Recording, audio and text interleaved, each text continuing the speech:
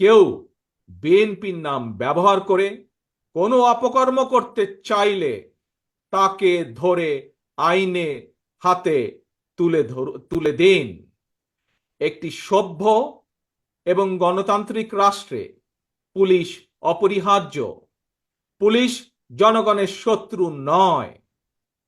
গণহত্যাকারী হাসিনা বিনা ভোটে ক্ষমতায় থাকার জন্য আইন শৃঙ্খলা বাহিনীকে জনগণের শত্রু হিসাবে দাঁড় করিয়েছে।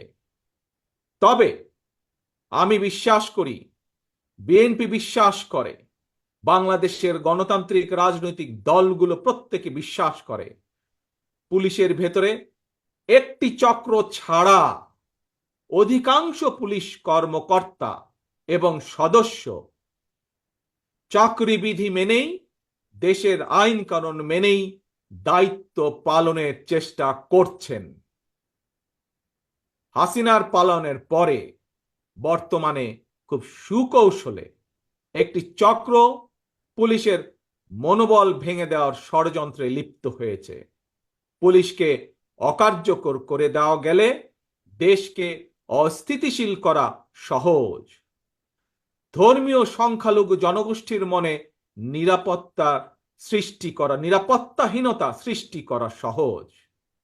অস্থিতিশীলকারীদের আমি হুঁশিয়ার করে দিয়ে বলতে চাই, পুলিশ কিংবা ধর্মীয় সংখ্যালঘু জনগোষ্ঠী আজ থেকে, এই মুহূর্ত থেকে হামলা কিংবা নৈরাজ্য বন্ধ করুন। এমনকি কেউ বিএনপির নাম ব্যবহার করে কোনো অপকর্ম করতে চাইলে তাকে ধরে আইনে হাতে তুলে দিন।